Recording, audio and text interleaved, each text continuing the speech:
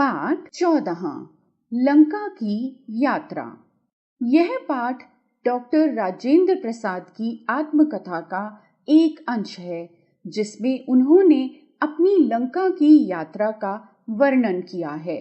लंका के कुछ प्रमुख स्थानों के भ्रमण ने उन्हें राम नारायण में वर्णित घटनाओं तथा सम्राट अशोक के पुत्र महेंद्र द्वारा बोधि वृक्ष की शाखा लगाने की घटना की स्मृतियों से अभिभूत कर दिया था।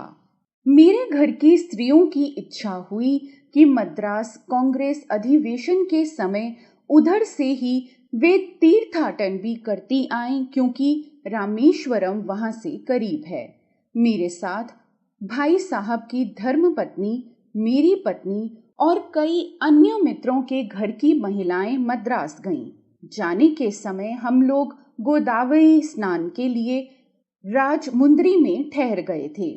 कांग्रेस के अधिवेशन के बाद मदुरई, रामेश्वरम आदि तीर्थों में और लोग भी साथ हो गए। रामेश्वरम में भगवान शिव के दर्शन के बाद हम लोग लंका चले गए। घर के लोगों को वहीं रामेश्वरम में ही छोड़ दिया।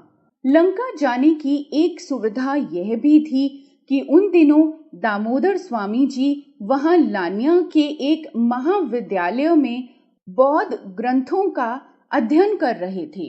उन्होंने कई वर्षों तक छपरा बिहार में रहकर कांग्रेस का काम करने और कई बार जेल यात्रा करने के बाद बौद्ध ग्रंथ के अध्ययन के लिए वहां जाने का निश्चय किया था। उनको वहां संस्कृत पढ़ाने तथा पाली में त्रिपिटक ग्रंथों के अध्ययन का सुअवसर मिला। कुछ दिनों के बाद बौद्ध धर्म में दीक्षित होकर वे बौद्ध भिक्षु बन गए। आगे चलकर वे राहुल सांस्कृत्यायन के नाम से विख्यात हुए। मेरी लंका की यात्रा के समय तक वे बौद्ध भिक्षु नहीं बने थे। जब हम लोग वहां पहुंचे तो उन्होंने लंका के प्रमुख स्थानों में हमें घुमाने का प्रबंध किया। हमने भाड़े पर एक बस ली और कई दिनों तक वहां घूमते फिरते रहे। यह हम लोगों के लिए पहला ही अवसर था कि उस सुंदर टापू में हम भ्रमण कर रहे थे। टापू की खूबसूरती और हरियाली ने हम लोगों का मन मोह लिया। कैंडी के प्रसिद्ध बौद्ध मंदिर में जाकर हमने दर्शन किए। वहां से नुवारा एलिया के पहाड़ पर जाकर एक रात बिताई। वहां से सीता एलिया गए। कहा जाता है कि यहीं पर रावण ने सीता जी को कैद करके अशोक वाटिका में रखा था। वहां जाते समय एक विचित्र चीज हम लोगों ने देखी। नुवारा एलिया पहाड़ की चोटी पर है और सीता एलिया पहाड़ के नीचे है। इसके चारों ओर पहाड़ हैं।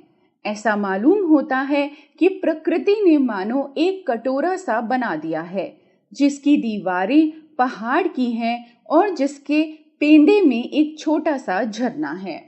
वहीं एक छोटा मंदिर सा है जहां सीता जी कैद की गई थी। पहाड़ से उतरने में गाड़ियों को कई बार चक्कर लगाना पड़ता है। उतरते समय हमने देखा कि कुछ दूर तक चारों तरफ फैले हुए रक्ताशोक के जंगल हैं। पहाड़ काटकर जो सड़क बनी थी, उसकी बगल में दीवार की तरह पहाड़ खड़ा था। दीवार में कई तरह की मिट्टी या पत्थर देखने में आते थे। उसमें एक तह जो प्रायः 2-3 फुट चौड़ी थी, ऐसी मिट्टी की थी जो बिल्कुल राख जैसी थी। हमने इस मिट्टी को खोद कर देखा। ऐसा मालूम होता था कि जैसे ऊपर नीचे पथरीली मिट्टी की तह है और बीच में एक तह राख की है। वहां से अशोक के पत्ते और थोड़ी राख हम अपने साथ भी लाए थे। इनको देखकर रामायण में वर्णित अशोक वाटिका और हनुमान जी द्वारा लंका दहन किए जाने की बात याद आ गई। अनेक स्थानों को, जिनमें एक सुंदर गुफा थी जिसमें बहुत प्राचीन पर सुंदर चित्र बने थे, देखते हुए हम लोग अनुराधापुरा पहुंचे। यहाँ पर एक बहुत बड़ा स्तूप स्थित है। कहा जाता है कि सम्राट अशोक के पुत्र महेंद्र ने यहीं पर आकर बोध गया से लाई हुई महाबोधि वृक्ष की एक शाखा लगाई थी। हम लोग वहां रात में 9 बजे के करीब पहुंचे थे। पीपल के एक वृक्ष के पास बौद्धों की धार्मिक सभा हो रही थी। उसमें एक भिक्षु कुछ उपदेश दे रहे थे। दृश्य बहुत ही सुंदर था। हृदय पर उसका बहुत असर पड़ा। हम उपदेश को समझ तो ना सके, पर वहां बैठी हुई श्रोता मंडली बीच बीच में जो साधु साधु कह उठती थी, उसे हम समझ सके।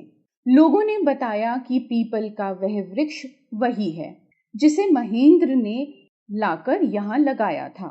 वहां के लोग इसे महाबोधिया के नाम से पुकारते हैं। एक आश्चर्य की बात हमको यह सुनाई गई कि यहाँ जो दीप जल रहा था वह भी महेंद्र द्वारा ही जलाया हुआ है। उस समय से आज तक वह दीप कभी बुझा नहीं है।